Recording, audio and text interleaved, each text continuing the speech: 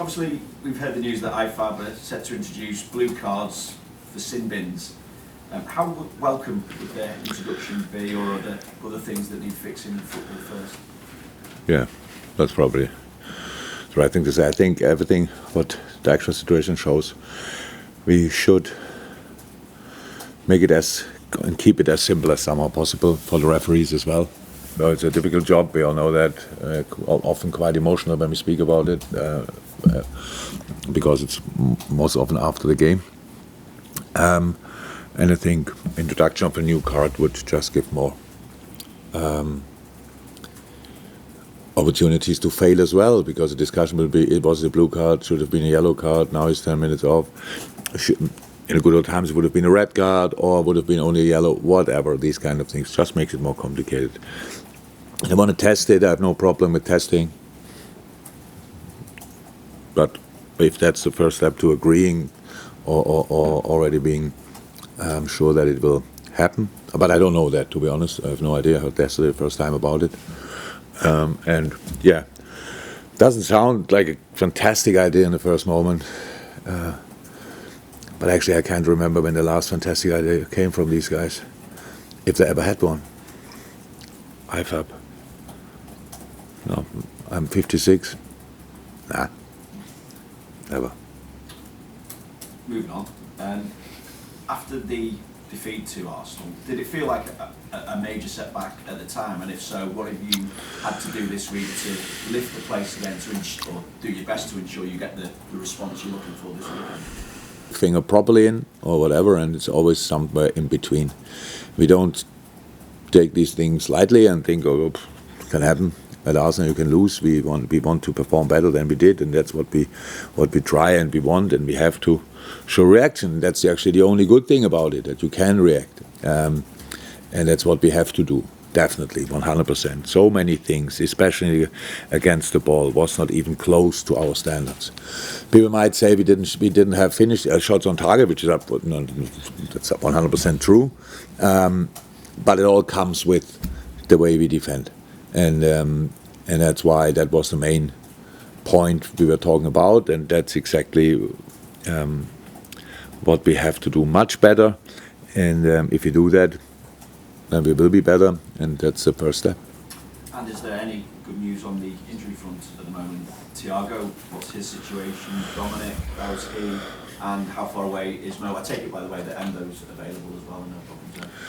Yeah, Endo's available, that's good.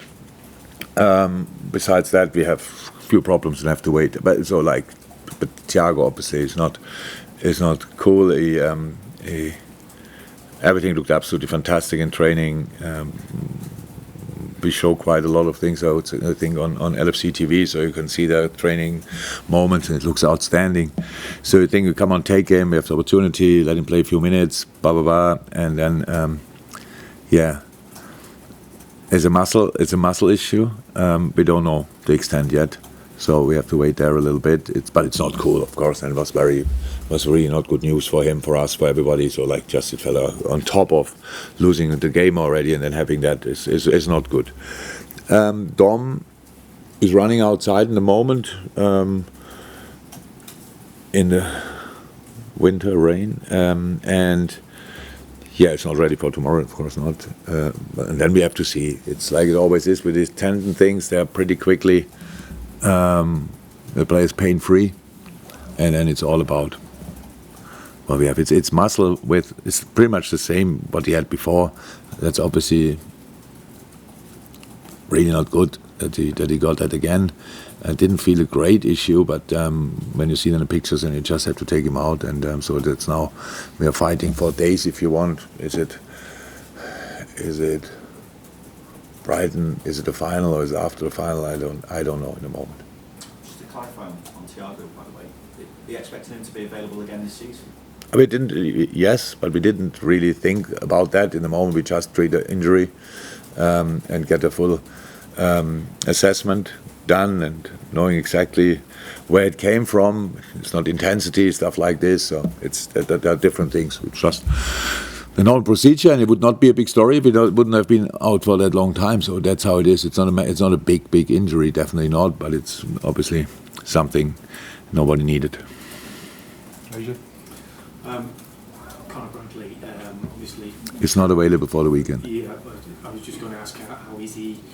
How's his mental state? Would you say what sort of things are you and the club doing to try and? I think the mental state of a player is nothing we should discuss in public. To be honest, everybody, if you have a bit of empathy in yourself and would just try to bring yourself in a situation, it's just nothing to talk about. It's all logical. The boy gets as long as he needs with his family.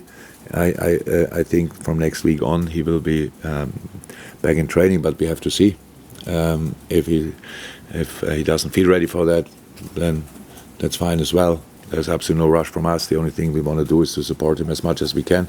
But in the moment, he's still with his family and is in the best place. As far as Burnley is concerned, I'm sure you saw the result last week where they came back from a couple down against Fulham.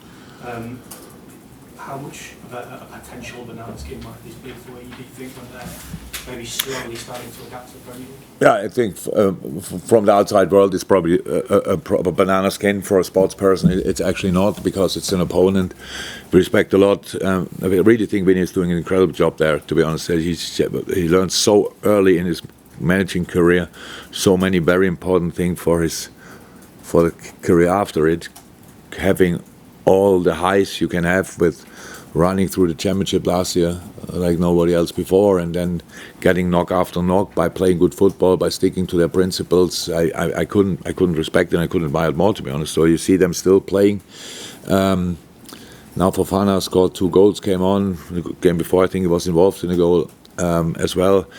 So they have now somebody, looks like that, who can score goals on top of all the other boys. Obviously enough goals. The results are strange. They lose not high. They lose always.